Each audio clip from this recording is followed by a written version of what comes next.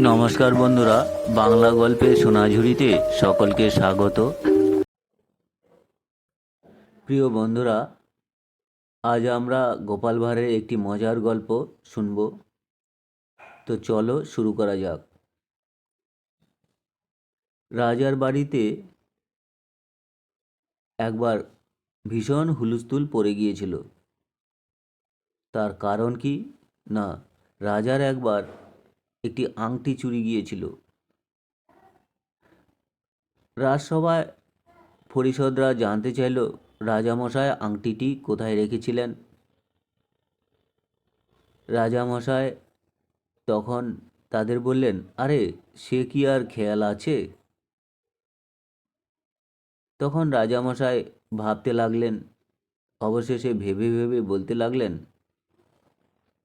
সকালবেলায় আমি প্রাতঃভ্রমণে গিয়েছিলাম, আর সেখানে একটা ফুল গাছের গোড়ায় খানিকটা মাটি দিয়েছিলাম।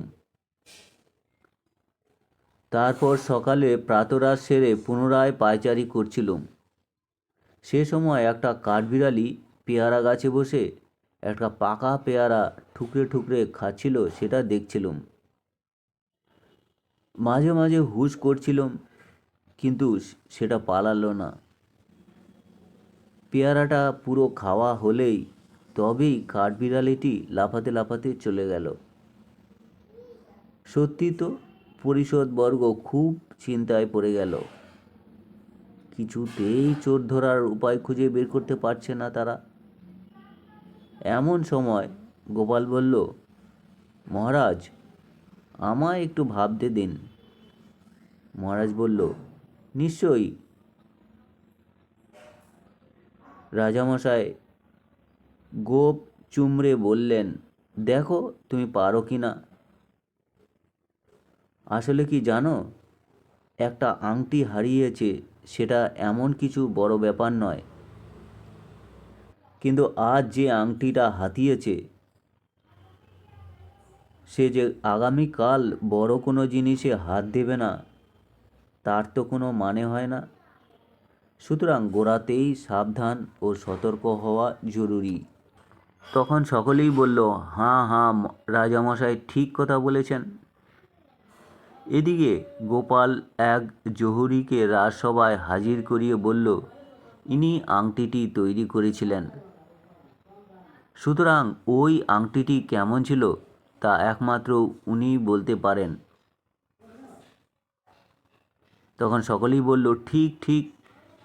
এবারে গোপাল তার কাজ শুরু করল। রাজবাড়িতে কাজ করে এবং নানা সূত্রে এখানে আসা যাওয়া আছে এমন সকলকেই ডেকে মোম হাতে দিয়ে গোপাল বলল, এই মোম দিয়ে আংটি তৈরি করো। জারটা খুব সুন্দর হবে এবং রাজার মনের মতো হবে ও রাজার হাতের আঙ্গুলের আংটির মতো হবে, তাকে পুরস্কার দেওয়া হবে। এরপরে সকলেই মোম দিয়ে যথাসাধ্য আংটি তৈরি করতে মন দিল।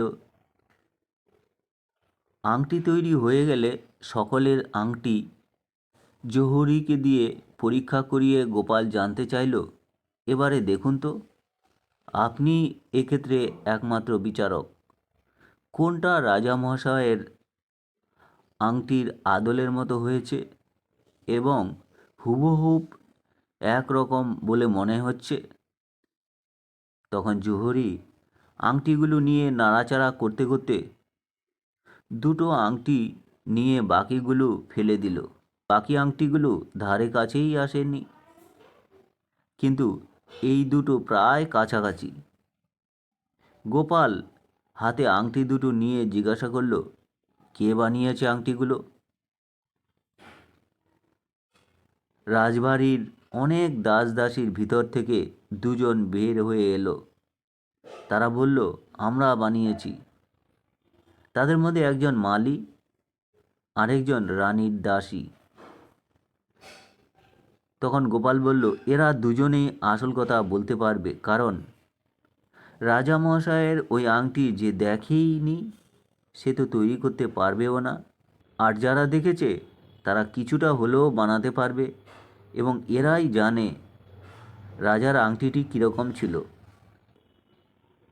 এরপর মালি স্বীকার করলো যে সে চুরি করেনি ঠিকই, কিন্তু সকালবেলায় ফুল গাছের গোড়ায় মাটি খুবলে দেওয়ার সময় আংটিটা ওখানেই পড়ে থাকতে দেখে।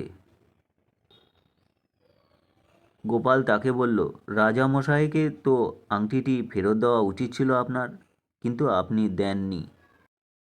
তখন সেই ব্যক্তি বলল, আমি এই আংটিটি দেইনি একটাই কারণে, যে সে ফুলমতিকে বিয়ে করতে চায়, তাই সেই আংটিটি ওকেই দিয়েছে।